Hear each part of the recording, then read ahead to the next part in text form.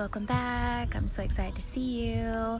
I am a bestselling author and I'm here to help you on your journey from writing to publishing and marketing and everything in between. And I'm here at the park with my little ones. Say hi. I want to talk to you about my journey. I want to share with you how I went from being a nanny to being a six-figure author.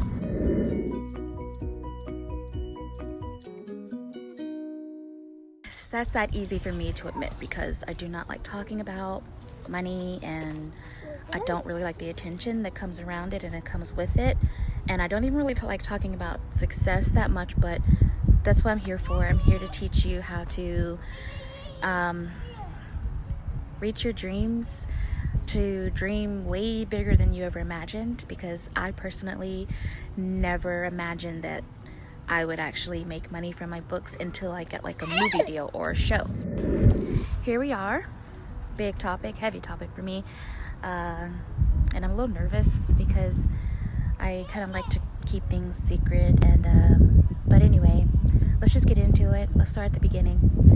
So yes, I've been writing since I was a little girl. Like literally since I could put words together on paper. Like second grade, I was writing little books that I would bind together with cardboard that I cut and then wrap it in wrapping paper, and that would be my hardcover. And I'd draw the pictures and I'd take it to my teachers and they would put it in the library with little gold stars on it and put it on display because they were so proud. And it's funny because my books started out as like about school and about like little towns and stuff, and I draw all the people in the town, and then they kind of evolved to fantasy, like princesses and dragons and little kingdoms. And it's forward about 10 years and I'm like I think I'm like around 11 or so, but I write the first draft of Rise of the Flame. It was actually called Dahlia. I thought the name Dahlia was beautiful, and Dahlia has morphed into Delia, who is Lily's guide. Oh, that's kind of big when I think about it because Rise of the Flame actually started in my dreams. Like I would dream about this beautiful redhead girl, and it started out as she was kind of like hiding who she was, and like on a ship, and it was so over the top, and it had so many like storylines, and it wasn't very focused, and that's why the story has grown with me over the years from 11 to my 11 and my 20s, and the experiences that I went through, the people I've met, the places I've been. I've traveled the world. It has enriched my story. And when I finally wrote the story again, because I had to rewrite the story after my house got broken into, someone stole my laptop, and I lost everything. I had to pick myself back up after like a year of depression and write it over.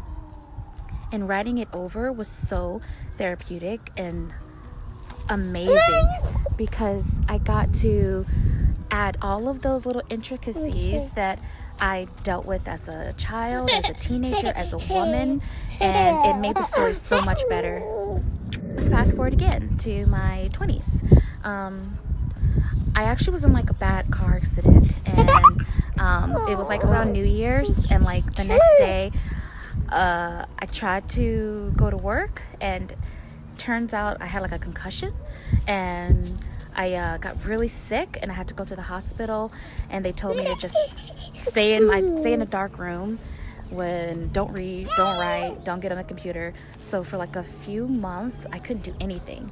So when I got better, I was like, okay, it's time to stop waiting, it's time to stop being afraid, let's get this stuff published.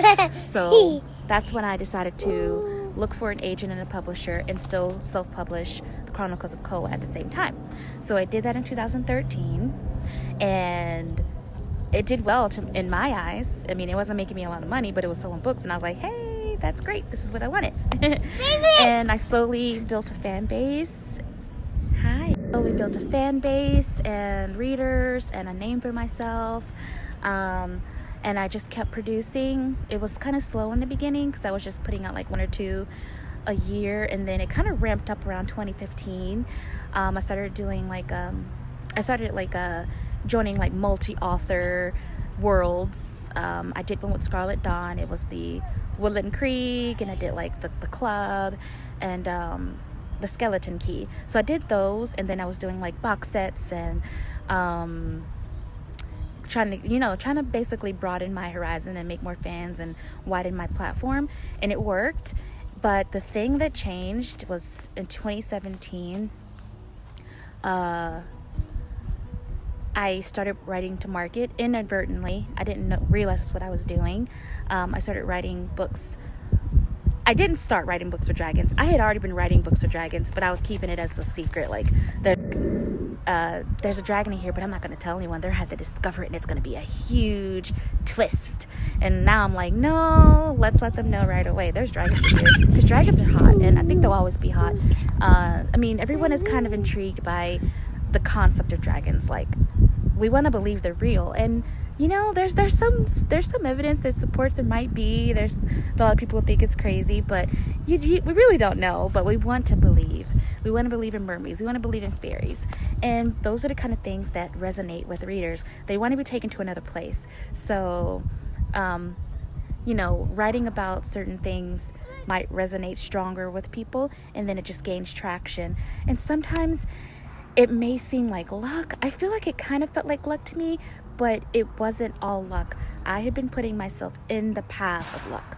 I had been doing the box sets and the shared worlds, and I had been getting in front of as many readers as I could. It led me to getting in front of the right audience that were ready to absorb and, just read everything that I wrote. Like, they read the Half-Blood Dragon series, and they want to go to the Rise of the Flame series, and then head on to Goddess of War, and then head on to Fallen Empire, and it just becomes like a little rolling effect. Like, when you read a book that you love, a Stephen King book, you want to read all of his Stephen King books. Brandon Sanderson, you read one, like I read Elantris and Mistborn, I wanted to read every single thing he wrote. That's kind of what happens. So, sometimes it's being in the right place at the right time.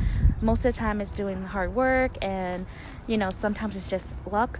But, if the story's good and it gets into the right people, then it will do well. And you just have to persevere and keep putting in the work and doing what you love. And, keep learning, keep growing, and eventually you'll get there.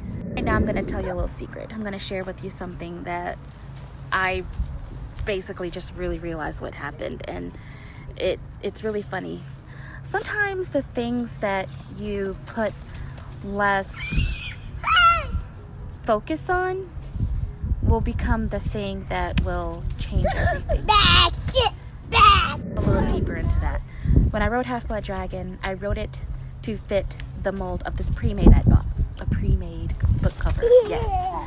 And I was focusing so hard on the third Chronicles of Koa book, putting all my money into it, putting all my focus into it, and I just wrote Half-Blood Dragon for fun.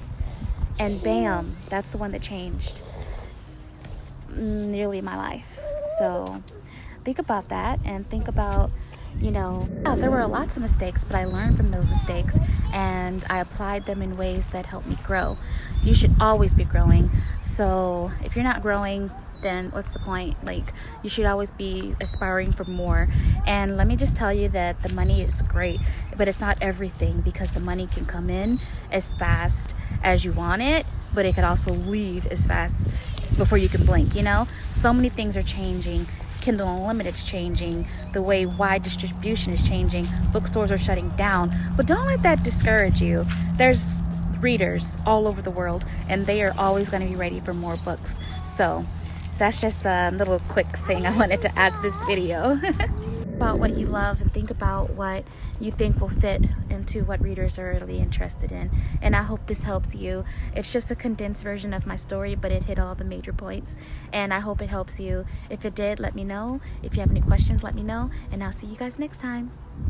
Make sure you follow, like, and subscribe.